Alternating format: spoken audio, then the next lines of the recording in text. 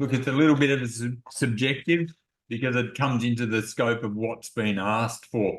Let's call it a standard lift and it's 1 tonne by 1 tonne capacity.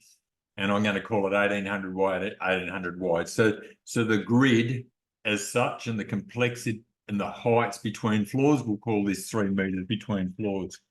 So that's pretty much a standard generic type measurements. We'll get involved into the millimeter. I'm just trying to be a little bit broad, but package it up to saying how do we design these things as well. So look, if we were talking about a 1 tonne lift, 3 meter height between floors, width wide 1800, depth 1800, we would normally see that as a bin type lifting in industrial residential type building where they've got all the waste going down. Now that we would normally quote in the area of 10 to 12 weeks normally, and that's a standard lift. So we would use that as a rule of thumb for every job, and we can be quicker.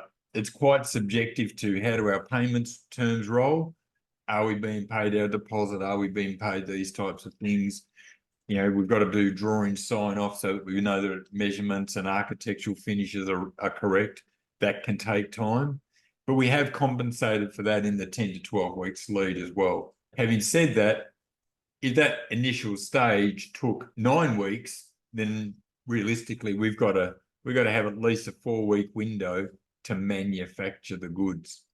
So the 9 weeks, if there was mucking around in drawing stage and that sign off didn't come until week 9, we would still need 4 weeks to manufacture and allow another 2 weeks for the install. So the total journey might have then converted to 15 weeks. So really we would expect, 10 to 12 is probably, if we use 12 for the number, for the simple, 6 weeks is allowed for the manufacture and install. 6 weeks is kind of like the uncertainty of the design and everything else. So they're Australian designed, Australian manufactured, Melbourne, Australia more so.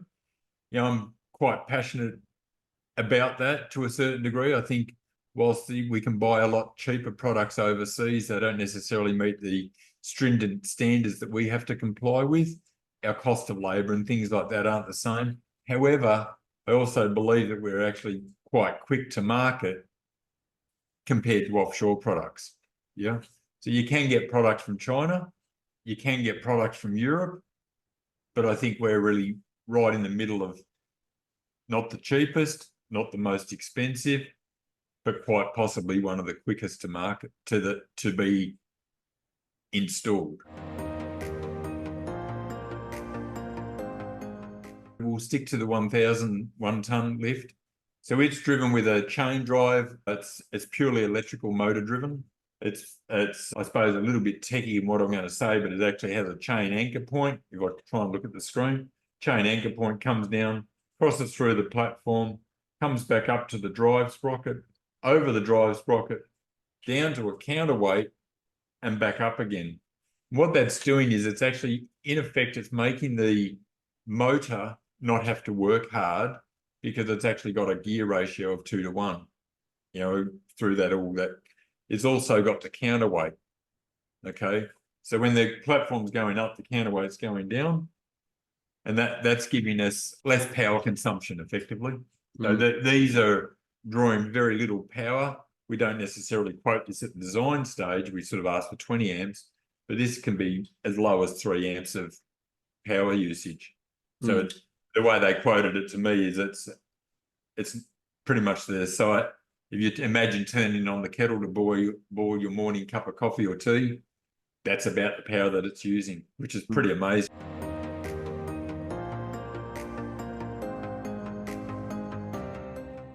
Oh, look, they've got to be serviced. You know, what would I forecast it? I'm going to use a push bike or a motorbike as my analogy for the moment, and they have chain drives and sprockets. I would be expecting to see, 5 to 10 years plus life out of those. I would expect to see 5 to 10 years as an overall unit, 10 years plus comfortably. General wear and tear, maintenance type things, I might start to sort of say, well, they need to be routine service. you would be inspecting the chain and drive sprockets at that point in time.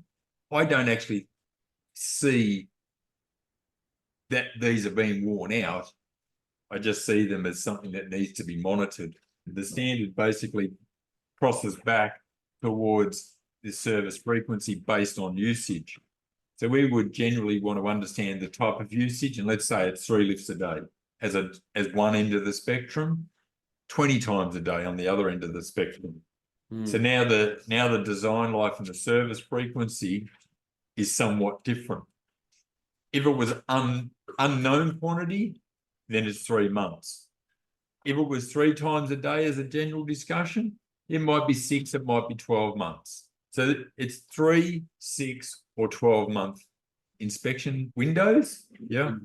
Every 3 months, every 6 months, or every 12 months, depending on usage. And I normally try and find that at the front end. And we've got lifts out there, with all due respect, that are going 12 months without a service. And the only thing that I'm seeing on those lifts at 12 and 14 months, the only reason I'm getting called to them is because a door switch has stopped. Yeah, somebody gets knocked, the safety circuit of the door switch is knocked out and doesn't work now.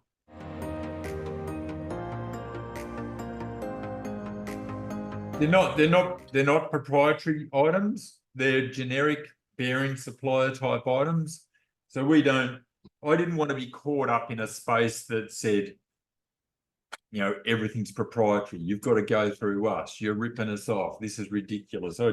I didn't want to go that path. I wanted to have it in software world. They call them proprietary and open source, and I just wanted people to be able to do their own services. That's what they wanted to do. I really wanted this to become a manufacturing business, not, I'm going to call it a dictating service-based business. A lot of the products out there are so proprietary, and something happens, to a certain degree, it can almost become an unrecoverable position. So some of the crazy electrical circuit boards out there and the PLCs, and it's just, you need to be an absolute rocket science to get there. And then, I'm talking from 2024, the skill availability, it's just hard to find.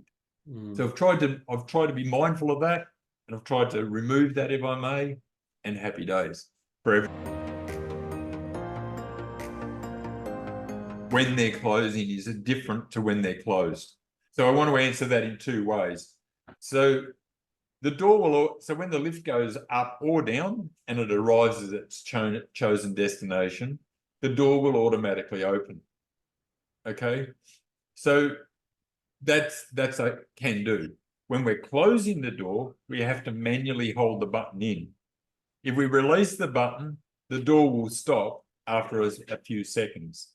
Okay. That's part of the safety, right? If we had automatic close, somebody could fundamentally get trapped inside, and it's a good, generally speaking, we make operator compliant as well, which would have it wouldn't have internal control. Whereas what I'm saying here, it doesn't have internal control, so nobody should be inside. If you had automatic closing, someone could go inside. Yeah. Also, the standard says that it can't be crushing someone. It can't be coming down automatically onto something that's suddenly become an intrusion. When the door is fully closed, now switches and relays come into play, which are part of the safety circuit. Doors open, safety circuit's cut, lift cannot move. All doors are closed, safe to move, now the lift can move. Either way. Generally speaking, we will go the 3-phase path. We've got operator compliant as well, where we prefer to go 240-volt path. The reason for that is battery backup and things like that. So it's subject to application a little bit. Generally speaking, 150 millimeters standard industrial factory will cover that. What I've seen through my whole 40 years of working in this type of environment, older factories in very old estates might not have good concrete anymore. So that's a little bit of, scoping it out based on the job. Yep, but 150 millimeters would 90% of the time cover everything. We can build in the city and it's in a lift shaft and it's during construction and the building's there, so we're carrying everything into position. And it's just lots of pieces being bolted together now. We can pre-assemble it at our facility here and we could send it out fully assembled on a truck and drop it in with a mobile crane. So it's just different extremities. And again, it's something I scope out during the design type stage and those early conversations, because I certainly looking at how can we install this as easily and efficiently as possible. We could have mobile cranes, we could have forklifts, we could have manual lifting equipment like chain box and things like that. I'm looking at a job that we're doing right at this moment, clear access a little bit. Yeah, well, there's timber here and there's timber there. It's not like we've had somebody sweep up in front of us and make everything crystal clear and eat your food off the table type clear access. But, you know, we need to be given fair working environment, a fairly clean working environment that as a trade, we can come in and do our job properly. Try and look at it 3 different ways. So we've got to install everything manually because there's no access for plant equipment. That's type of 1. All right, we might be able to take it to a basement. We may have to carry it down to a basement. We may be able to drive a vehicle down to a basement with the gear on it. So that's scenario 1 in the most challenging environment. Scenario 2 is that we can pre-assemble it in our factory, but it might be too tall, so we can't fully assemble it. But we might be able to make up modules and send them out on a truck or a large trailer.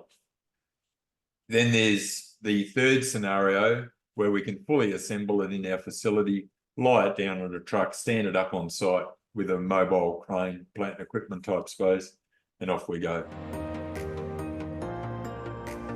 I like to say 2 weeks. I'd love to say 1 week. It's again subjective. If you're carrying everything in, then it's obviously taking time on site. If you're able to install it, you know, pre-assembled and everything's done, then it's only a couple of days. But I normally say on average, it's a week to 2 weeks on average.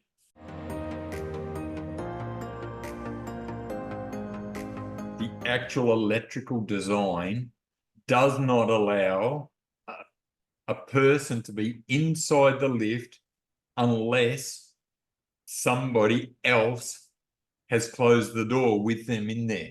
So I will never accept responsibility to saying somebody was in the lift when it stopped. Well, it hasn't got internal control. So what are they doing in there? How did they get in there? Because it is not humanly possible to close the doors when you're inside it. It's not humanly possible. And that's safe.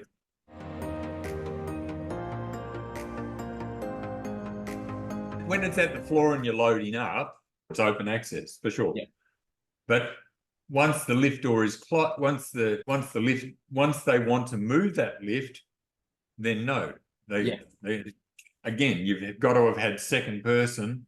Oh, send me down with the load. Okay, well, person A is inside and they're not allowed, and person B starts to close the door so I can go down with it. Well, that's a big no-no. No. Now, if we have an operator compliant lift, then it has internal control. So that person can push buttons. Now, let's say they lost the biggest difference here, the single biggest difference is safety and mechanical safety. If operator is inside, if a human's inside, then something fails mechanically, we have to stop it moving. If they lost power, lights went out, power, street power, we've got battery backup. So in a goods lift only, if power went out, it's not like somebody's inside. Okay, power's gone out. We might have to wait for the power to come back on for whatever circumstances they are. Whereas, hey, there's somebody inside this lift and they're panicking to jeepers, we got to get them out of there. This lift will automatically come down and automatically open the door when the power's gone out. So in many ways, it's fail safe. Yeah. And I want to cross back over from one of the earlier questions was the chain drive and the wear and tear and the mechanical and the routine service. And in that operator compliant environment, it's every 3 months, mandatory, bang, yeah, because we're dealing with somebody inside the lift. It's mandatory now that every 3 months. We don't want somebody to be caught in the lift. And I want to add, if I may, another little comment on that. Our lifts do not stop. Categorically, 100% factual, our lifts do not stop, okay? When I get a call as to say my lift doesn't work, I will guarantee 98% of the time it's a door switch related issue. Door switch can be, there's 2 door switches which make it operate, or there's two door switches related to each floor level. Both of those need to be working in conjunction with each other for the lift to work. Okay. I understand that's a bit techie. I get it. But to me, it's a lot of complexity around what's going on mechanically, electrically, operator, safety. There's a lot of complexity going on. Internally, yes. Yeah, they're clad. Externally, subjective, depends on the application. Yeah. So we did one. If it's in a lift shaft, it doesn't need the external cladding. If it's in a mezzanine floor environment, yes, it needs some cladding. Then it becomes an option. How much of it do we clad? We do clad the floor levels, which is safety, and can't get hands in anywhere. But once it's gone above hand level on sort of 3 meters, 2,400, then we might not run cladding. So it, again, always a little bit subjective. Depends on the capacity of the lift, the size of the lift. If somebody wanted to go 2,700 wide, we have to consider the floor and the deflection and the loads. And there might be a crossover to say, well, you're asking too much of these floor members. We're going to need a pit to give it more strength. The answer is yes. Yeah. But it's also the cost effectiveness, the scale of economy, it's probably not really worth it either. Yeah. And it's all very how much do you put back in is related to how much load. Our lifts are basically designed at full load, they're roughly running 50% capacity. So you're only ever moving half your load. So the regen is minimal. Okay. Minimal.